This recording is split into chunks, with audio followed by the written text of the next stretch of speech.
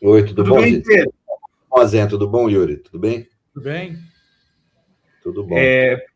Primeiro, professor, queria agradecer a sua presença aqui no 11 e Eu que meia de hoje. E vou começar, vou mudar aqui não sei se você acompanhou o Globo de Ouro, se você quer fazer um comentário sobre o Agente Secreto, você viu o filme, etc. Se não, aí a gente já parte para a política já, pode ser? pode. Não, eu só queria fazer uma homenagem ao Wagner Moura, né? Eu escrevi hoje no Twitter que ele tem a qualidade e o problema de ser brasileiro, né? Se fosse norte-americano, já estaria mais reconhecido que está, né? Mas para mim, indiscutivelmente, não apenas o melhor ator que a gente tem no país hoje.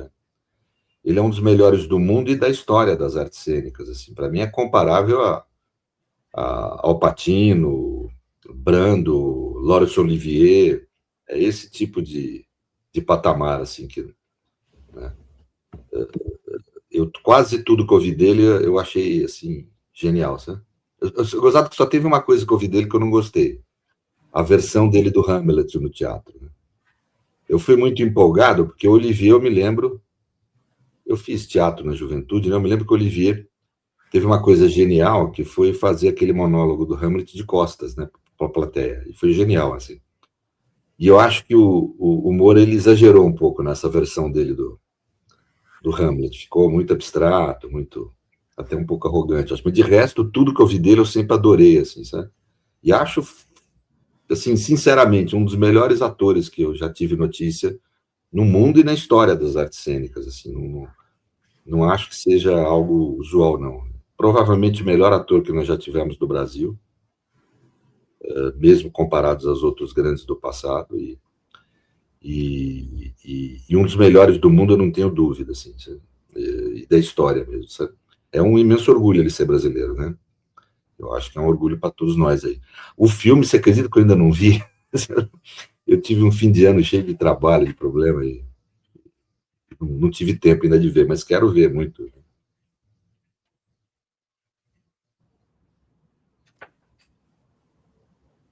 Olha só, inclusive vou trazer para o seu filme. Ainda está nos cinemas aqui no Brasil, para você e para quem está nos acompanhando, que ainda não assistiu. Primeiro, né? Coisa tem que ser vista no cinema e Claro, olha, ainda está na sala, Cinemark, etc. Grandes shoppings, até fiquei surpreso de que nos shoppings mais comuns aqui da Zona Norte de São Paulo, onde eu moro, que geralmente está passando filme americano, a torta e a direito, está lá Agente Secreto sendo exibido com destaque. Professor, vamos lá. Eu chamei você aqui hoje, nessa segunda-feira, porque na semana passada a gente teve a confirmação da primeira troca de ministro do governo Lula em 2026, a troca do ministro da Justiça, Ricardo Lewandowski, entregou a sua carta de demissão. E, inclusive, você defendeu já, por exemplo, o Marco Aurélio como substituto dele na pasta. Eu queria que você fizesse uma avaliação preliminar, primeiro, de como foi a gestão do Lewandowski à frente do Ministério da Justiça e como que você enxerga, o que você enxerga que o governo Lula deveria estar mirando, tanto de olho em eleições quanto em olho na continuidade da gestão do Ministério. eu acho que, na realidade, o olho é a eleição. Eu não acho que a eleição está tranquila, não, a impressão que me dá, né? Eu não sou da ciência política, não tenho um conhecimento da política no cotidiano das disputas de poder, eu não tenho, né? Mas a impressão minha como cidadão é que nós vamos ter uma eleição muito difícil, né?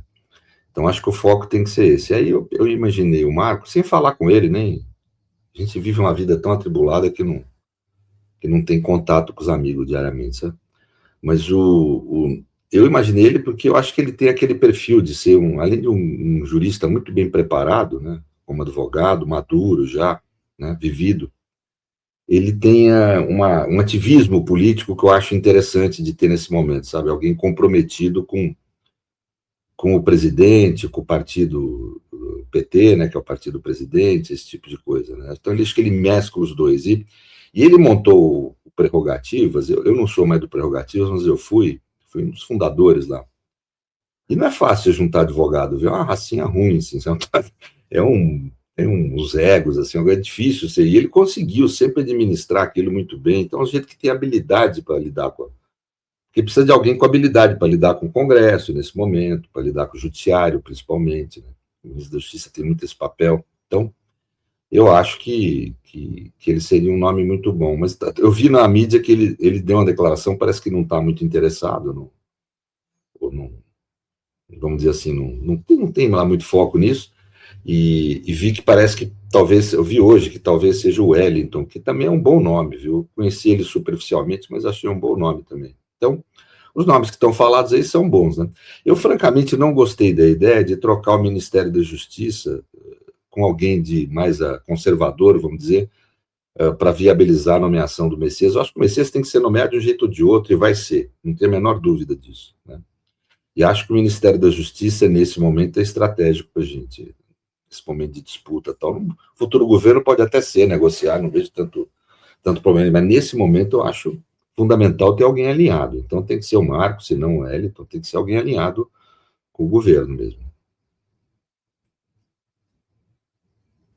O Rodrigo Santos Vasco pergunta que podia opinar, pergunta a sua opinião sobre esse tumulto que a família está fazendo com a prisão do Bolsonaro. Está evidente que estão querendo atrapalhar o cumprimento da pena.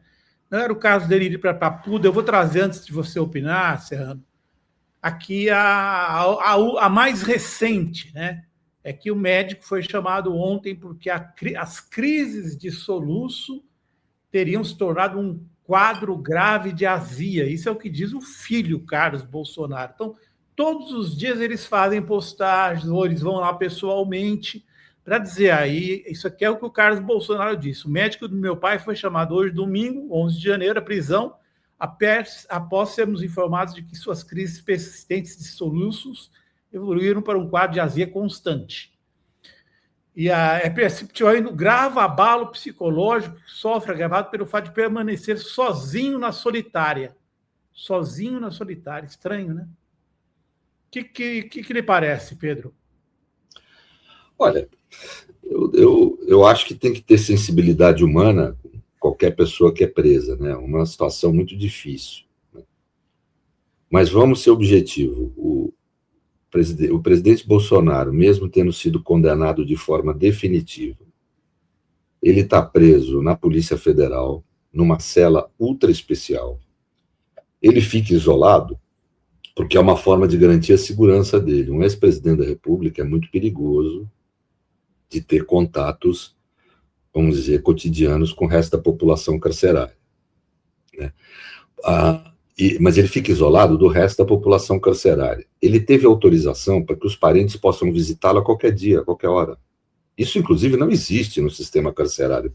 Lula não era assim, não teve esse benefício, por exemplo. Né? É um benefício absolutamente inusual. Ele teve autorização para que médicos privados dele, indicados por ele ou pela família, possam visitá-lo, ver qualquer horário do dia. Né?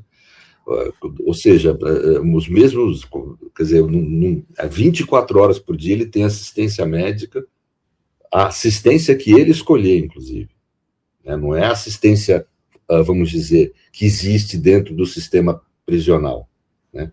Qualquer outro prisioneiro na situação dele teria assistência médica dada pelo sistema prisional, né? Que é um sistema público e digamos que precário. Mas ele não, ele tem uma assistência integral. O problema é que ele está preso, isso ocasiona sofrimento mesmo. Nós precisamos evoluir a ideia da prisão como forma de sanção. A humanidade tem que evoluir, tem que ser democrático, humanista, tem que largar a mão de ser golpista, largar a mão de querer impingir para os outros as suas verdades e os seus valores. Né? No dia que a gente tiver uma humanidade que seja assim, a gente pode pensar em abrir mão da prisão, talvez para todo mundo, porque não vai mais haver violência no mundo. Né? Agora, enquanto houver violência, não tem outro jeito da gente tratar. A humanidade não encontrou outro jeito, senão retirando a pessoa da convivência social. O golpe no Brasil foi um ato extremamente violento. Não há conduta política mais criminosa, bem, talvez tenha o genocídio, que seja pior do que isso, né? Mas está nesse patamar que nós estamos discutindo, né? Porque um golpe de Estado, ele não apenas tira da gente a cidadania formal, o direito de eleger e ser eleito. Ele tira da gente a cidadania material, o direito a ter direitos. Ou seja, retira a nossa humanidade. Ser humano por direito é o corpo físico protegido por direitos. Quando retira essa proteção, é só violência estatal bruta. Quer dizer, essa gente pretendia matar a gente, torturar a gente, prender, falar em campo de concentração. Imagine aprisionar em campo de concentração. Né? Falaram isso, está nas conversas aí que foram gravadas. Tentaram chegar a planejar matar o presidente eleito, o vice-presidente eleito e o ministro supremo, com a unidade do Exército mais treinada para isso. Né? Isso não é brincadeira, é uma organização criminosa grave e que o presidente foi considerado um dos líderes dela. E foi considerado que havia prova suficiente. E realmente o relatório da PF é muito contundente. Então, digamos que comete crime e está sujeito a isso. Né? E é um sofrimento mesmo psíquico, eu não tenho dúvida disso. Você ficar aprisionado não é fácil, muito difícil de se levar com dignidade. Né? Agora, assistência médica ele está tendo da mesma forma que estivesse na casa dele. Acompanhamento de parentes ele está tendo da mesma forma que se estivesse na casa dele. O que ele está isolado é do resto da população prisional, que é natural porque precisa protegê-lo desse contato, pela segurança dele. Né? E está numa cela, num aprisionamento diferente do resto. Né? Eu gostei muito de um artigo que eu li na UOL do professor Walter Maiorovitch, que ele alerta o ministro Alexandre, para que o ministro Alexandre não entre tanto nesses debates sobre, vamos dizer, aspectos administrativos da execução de pena. Ele não precisa disso e só se expõe. Sabe?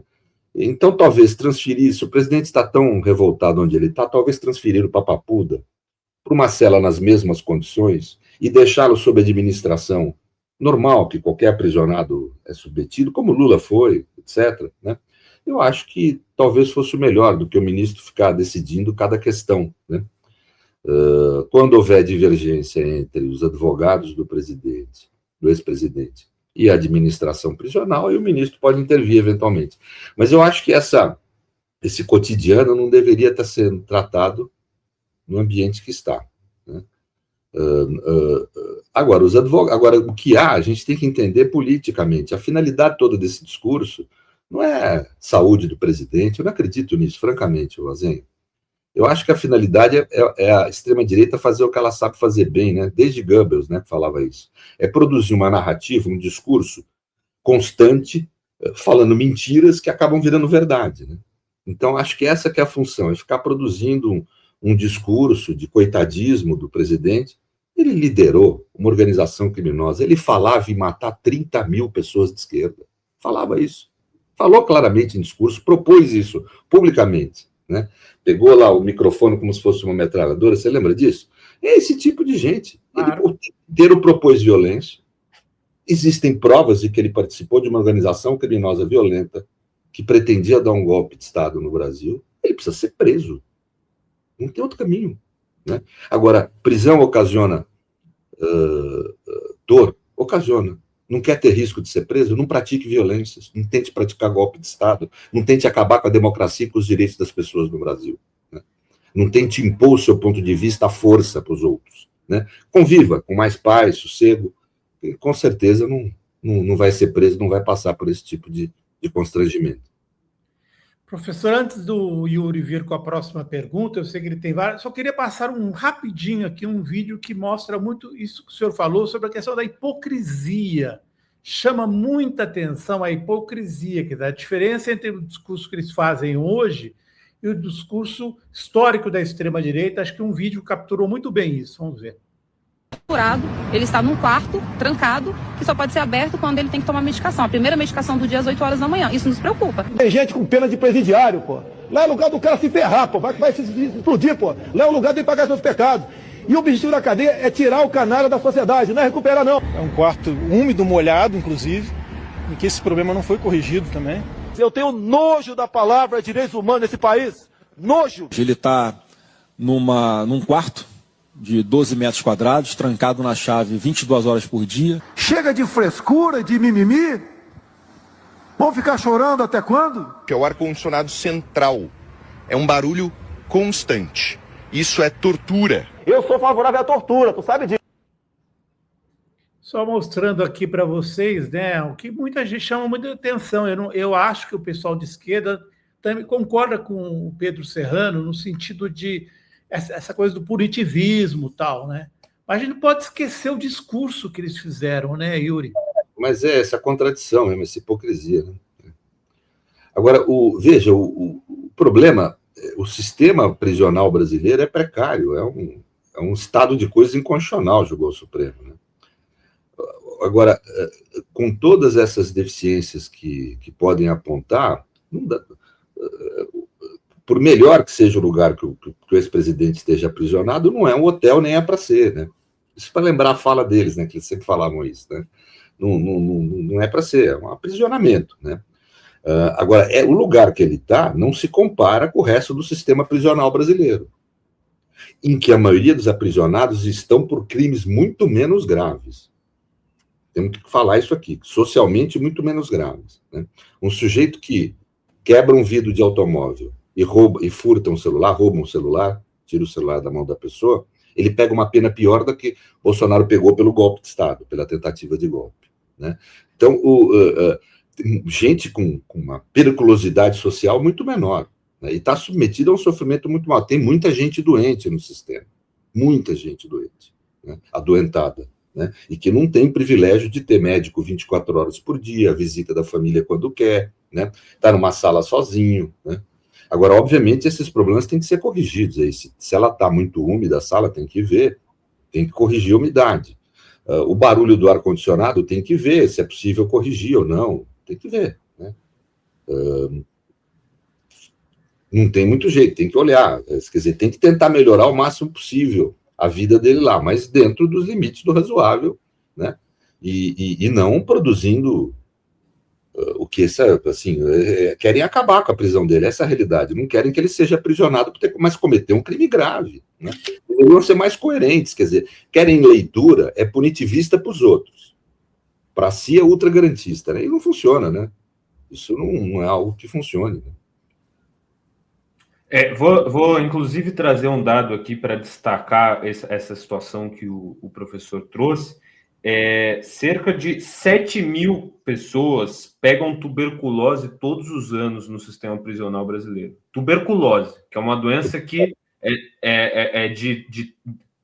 por conta do ambiente mal cuidado, por conta de questões simples que poderiam ser resolvidas nas prisões brasileiras, tem milhares de brasileiros que são infectados pela doença. Então, esse é o nível do sistema prisional brasileiro. Tuberculose. Tem um trabalho ótimo de uma professora, depois eu falo, que ela mostra como que dinheiro que deveria ter sido usado para combater o problema foi usado para pagar salário de juiz, etc. A gente comenta outra hora. Mas E eu queria trazer os dois superchats aqui para agradecer. O Kennedy, que deu um superchat, muito obrigado, Kennedy. E a Michele, que mandou aqui, passando para agradecer o Serrano pelas análises. Professor, você comentou brevemente, eu vou aproveitar para pedir a tua análise. Você não é cientista político, mas pode dar os seus 2 centavos sobre a indicação do Jorge Messias para o Supremo Tribunal Federal. Está demorando um pouquinho, né, essa indicação. Olha, tem essa resistência, né? Há um ativismo legislativo hoje no Brasil muito grande. O Alcolumbre queria ele indicar o ministro Supremo, queria ser o presidente da República, né? Sem ter voto para isso, né? Para isso ele não teve voto, né? Mas então tem um pouco, mas esse tipo, mas não é nada fora. Lembre-se que na Dilma demorou 11 meses para nomear um ministro indicado. Quer dizer, então também nós não estamos nada fora. O Messias vai ser aprovado, tem que ser. É um jurista extremamente qualificado, graduado pela Federal de Pernambuco, com um doutorado na UNB, né? Foi concursado, advogado da União, aí, procurador público por carreira, por concurso, ficou 20 anos, fez a melhor gestão na AGU que eu vi nos meus 40 anos de exercício da advocacia, quer dizer, então é um jeito muito qualificado, não há motivo para querer impedir sua nomeação. Não consigo enxergar, entendeu? Então vai acabar sendo nomeado. Essas coisas às vezes acontecem, demorar para nomear, etc. Faz um pouco parte do jogo e da pressão, né? Tem que ter um pouco de paciência, né? O Lula vai contornar isso com certeza. O presidente é hábil para isso, né? E acho que não precisa ceder Ministério da Justiça para isso, não. Serrano, ontem, na premiação do Globo de Ouro, os discursos foram muito fortes, os discursos políticos. Eu não sei se você teve oportunidade de ver, mas, por exemplo, quando o Kleber Mendonça, o diretor, fez o seu discurso, ele lembrou o retrocesso que a gente viveu aqui nos governos Temer e Bolsonaro. Há 10 anos, o Brasil deu uma virada para a direita e esse momento acabou. O ex-presidente agora está preso. Ele foi irresponsável de forma épica em não liderar o país. E eu realmente acredito que os filmes, o cinema, pode ser uma forma de expressar alguns dos lutos e dificuldades e tristezas que temos em termos da sociedade em que vivemos. Serrano, o que você acha dessas... dois filmes sobre a ditadura, né? E ontem, ao fazer o discurso dele, ao dar a entrevista, o Wagner Moura falou que é muito importante continuar a fazer filmes, porque, né, tem até um livro bem conhecido que é o que resta na ditadura no Brasil. Nós temos ainda no Brasil os resquícios da ditadura, estão aí para a gente, para quem quiser ver. Então, tem essa importância cultural, mas política também, não, Pedro? Sim, mas eu acho que tem uma importância lembrar a ditadura por várias razões. Para mim, a que mais me chama a atenção, por causa da minha disciplina, que eu estudo, é a questão constitucional, né? As constituições rígidas do pós-guerra na Europa foram chamadas de sementes antifascistas por vários juristas. Essa que era a compreensão que se tinha. É a forma como o direito respondeu à ascensão do nazifascismo no sentido de poder evitar que ele voltasse a ocorrer. Aqui no Brasil, a Constituição de 88 foi no mesmo atuada. É uma semente antiditadura. A função primária da Constituição de 88 é ser um instrumento para tentar impedir que volte a ocorrer ditadura no Brasil. No momento em que nós estamos sob ameaça de golpe, uma tentativa grosseira de golpe, violenta, né? No momento em que há ameaça à democracia, como a gente está passando aqui no Brasil e no mundo, diga-se passagem, né? É importante lembrar esse sentido constitucional. E a cultura tem um papel nisso imenso. Eu acho que cinema, arte... Então, a primeira dimensão que eu vejo é isso. É importante fazer filmes contra a ditadura para que ela não volte a ocorrer, para que ao menos a gente recupere a nossa memória da tragédia que foi aquilo. Lembre as pessoas, porque ficam falando para a juventude, assim, eu dou aula na universidade e vejo como é, ficam falando para a juventude que era um tempo tranquilo, né?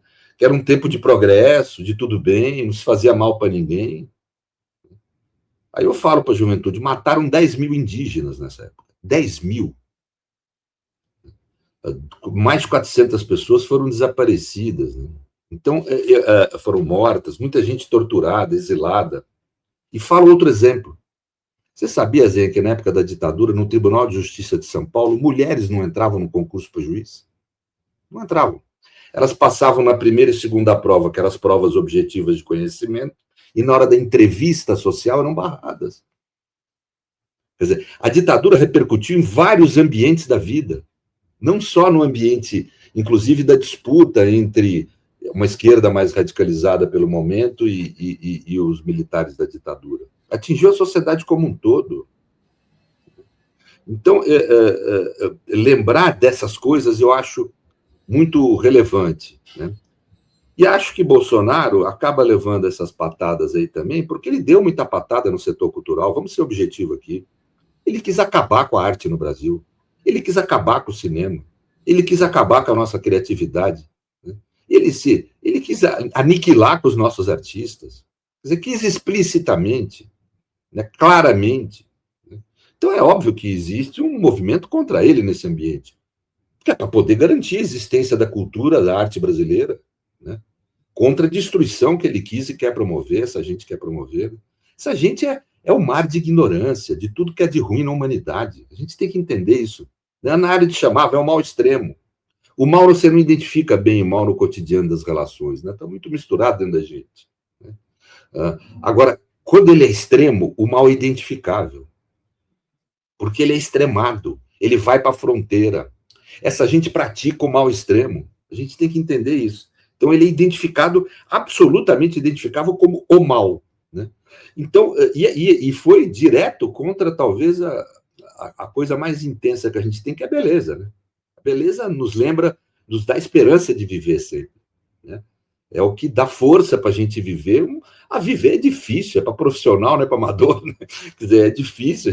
Eu estou com mais de 60 anos, não sei se você deve ter também, às vezes a gente sabe que essas coisas não são fáceis. Né?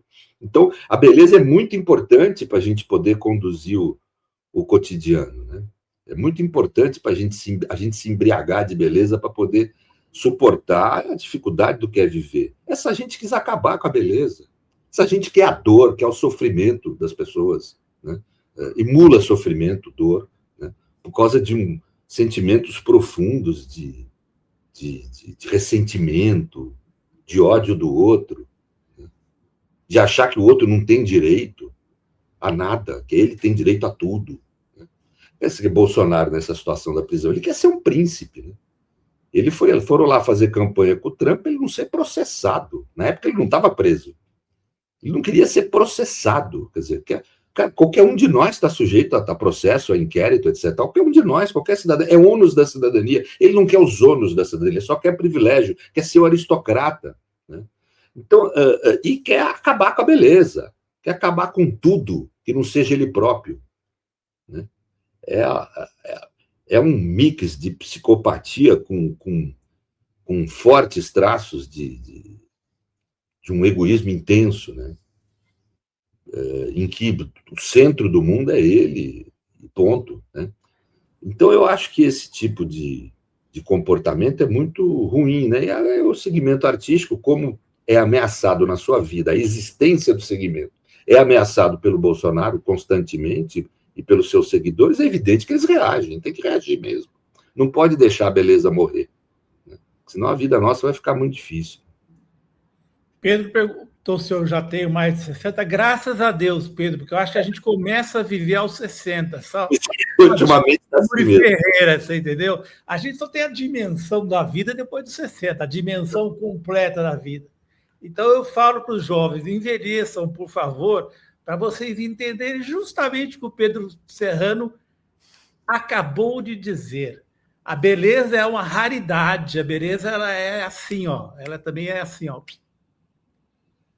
A gente tem que saber viver com a beleza. Acho que essa fala do Pedro é muito importante, muito poética nesse sentido também, Yuri.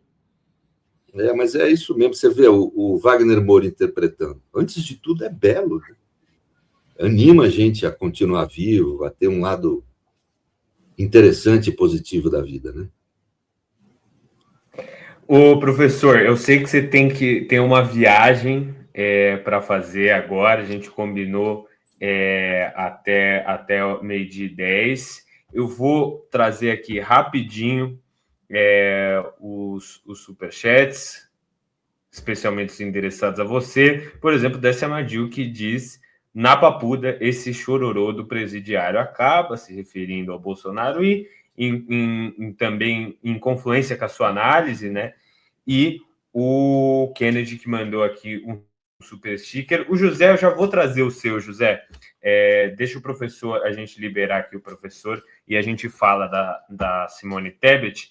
E aí, professor, queria que você deixasse o recado final aqui para a gente no Fórum 11h30 e agradecer pela sua participação.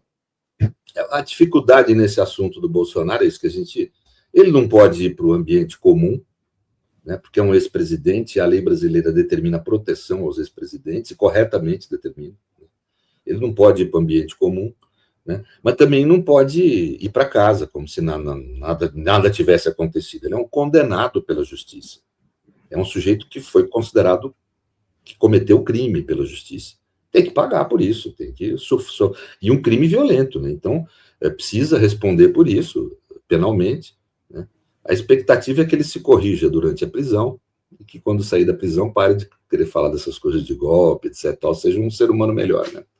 Mas obrigado, gente. Muito obrigado pelo convite. Sempre uma honra estar aqui com vocês. Muito obrigado, Azenha. Obrigado, Yuri.